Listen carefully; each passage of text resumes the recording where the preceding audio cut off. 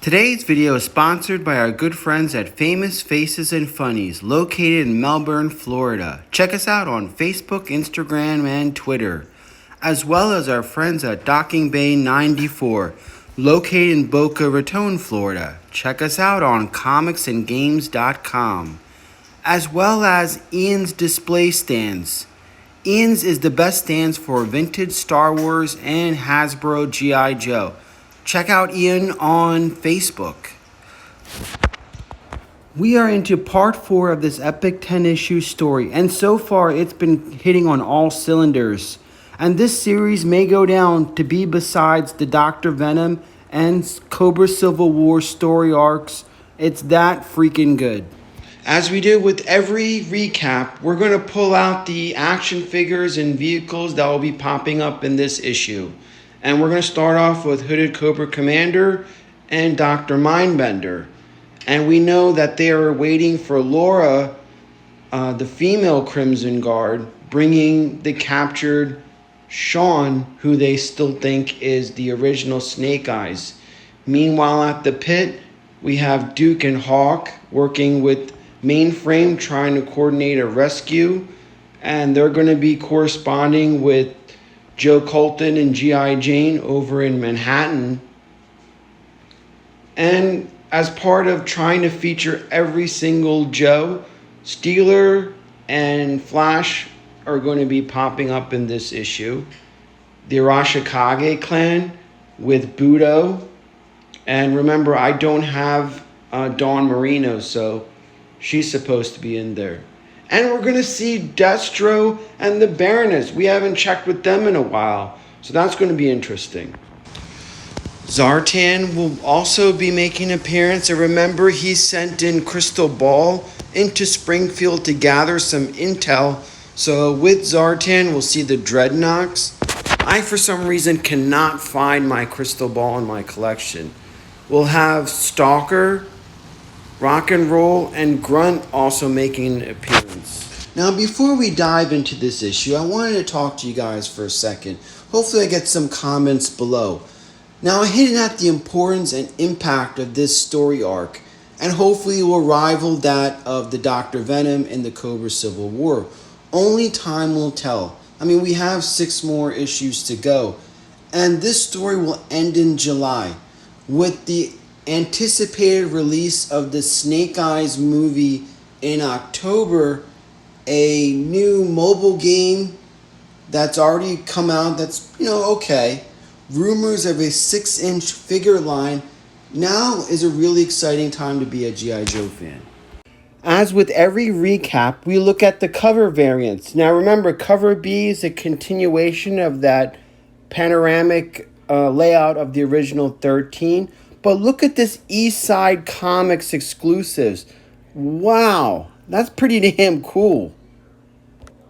Now, we begin this issue with the Cobra team returning back to Springfield. Sean has been subdued after his near escape attempt by Laura 343, who is in charge of this operation. Cobra isn't taking any chance with this highly dangerous prisoner. So while still being sedated, they quickly unload him off his trunk and straight into a straitjacket. I think these panels illustrate how Cobra isn't messing around when it comes to, they're more worried for themselves, bringing in what they think is the original Snake Eyes. I think these panels showcase the extent Cobra is going. Finally, Cobra Commander and Mindbender arrive to greet Laura and company. If you haven't gathered by now, Laura is unfolding to be a delightful new character. She is an excellent soldier, dutifully executing her orders.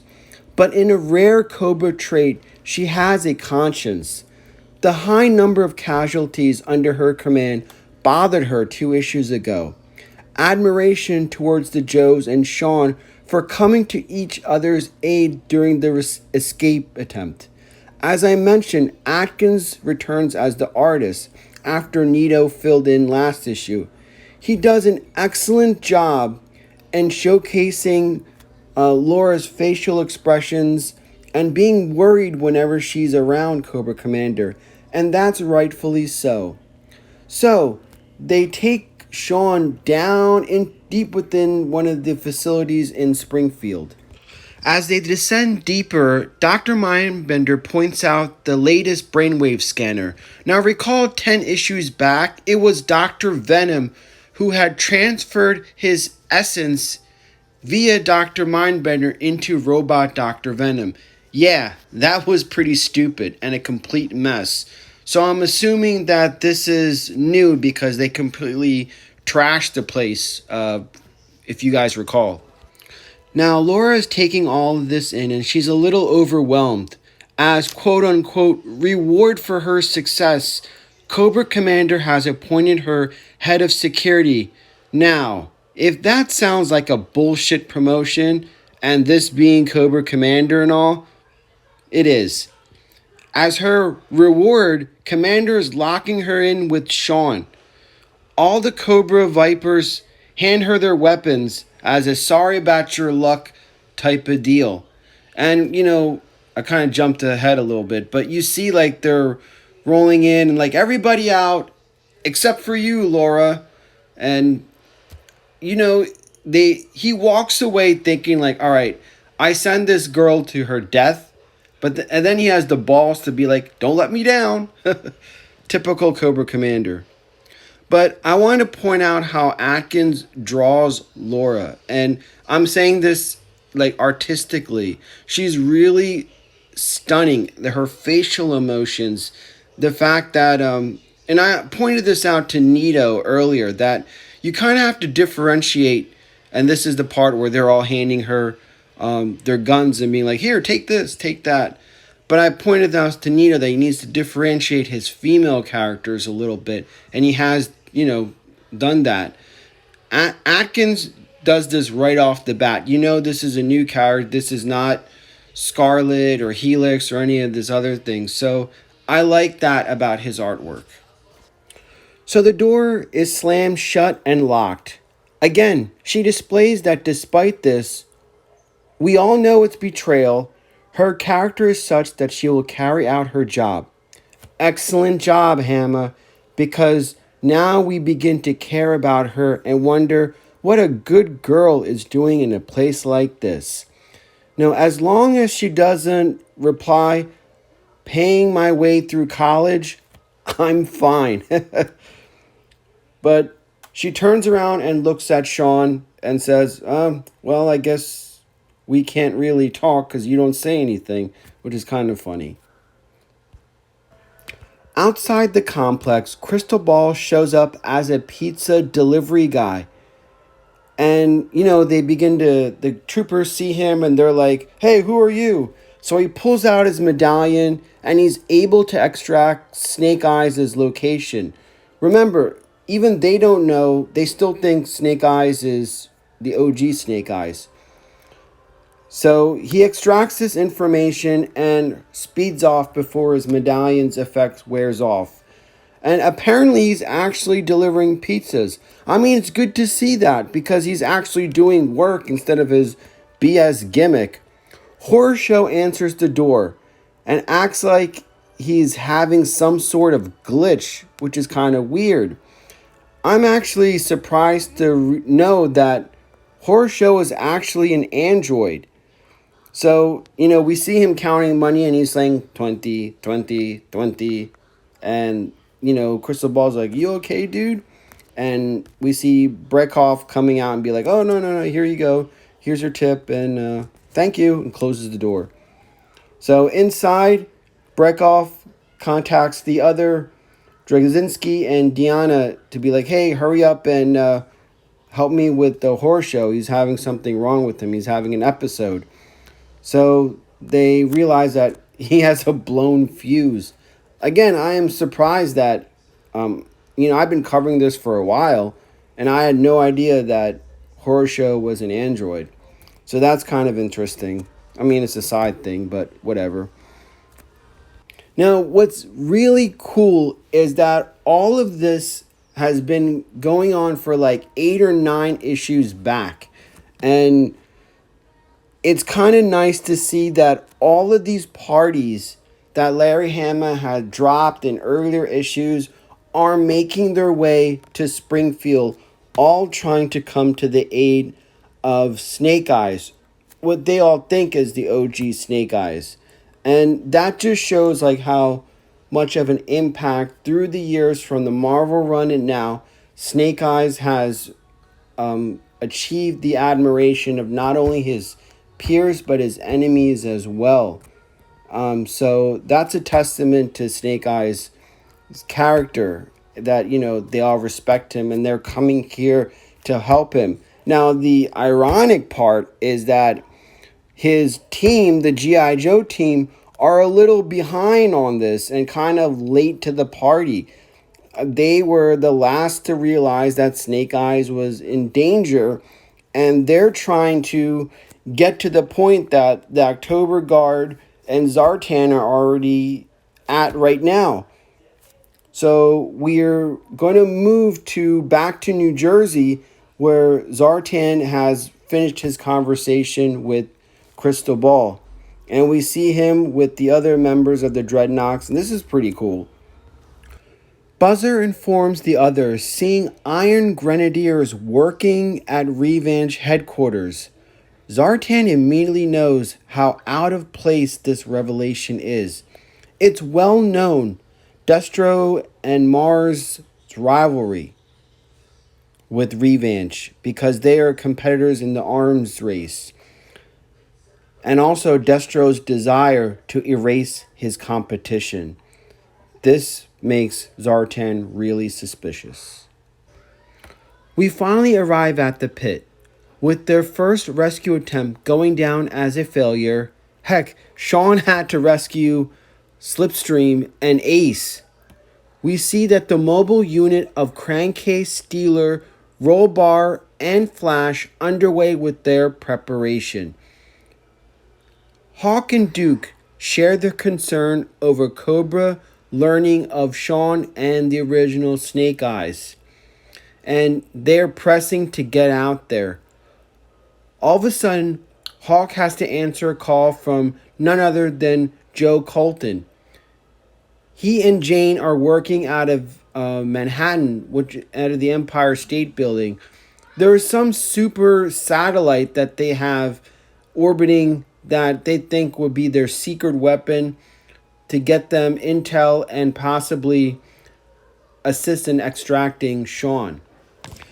Back around issue 200, we learned about this project. This weapon will be able to locate exactly where Sean is within Springfield with some kind of super thermal imaging. But just then, the satellite's warning system kicks in as something approaches. And you want to know what? It's none other than a Cobra stiletto. It has closed in and knocked out the satellite. So Cobra apparently is one step ahead of the Joes. Immediately, the Star Viper informs Cobra Commander that the mission is accomplished, to Cobra Commander's delight. Duke and Hawk are shocked and a little disheartened, but there's no time to wallow. They press on. They have to. There's so much at stake. Meanwhile, we go back to New Jersey, and this time to Revenge HQ. Now, you guys recall we haven't been there in a while, and it's been some time since we last left Destro and the Baroness at the clutches of Revenge's, I forgot his huge-ass number, but the head cheese at Revenge. Now, he orders them to be terminated, and they're being escorted out.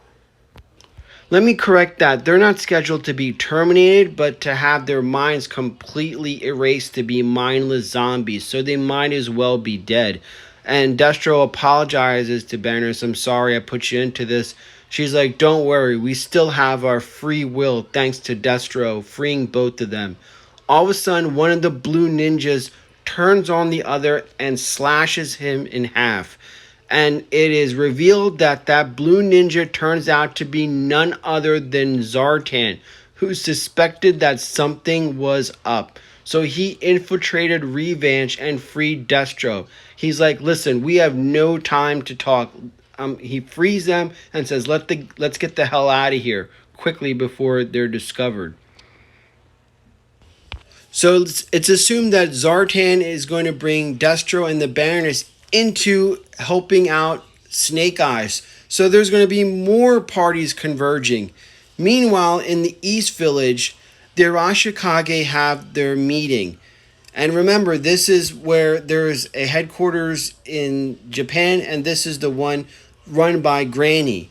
And we see all the members of what is the modern day Arashikage clan making a declaration that they are going to war because Sean is one of their own and Sean's in trouble. So they're being united under the Arashikage flag to extract Sean.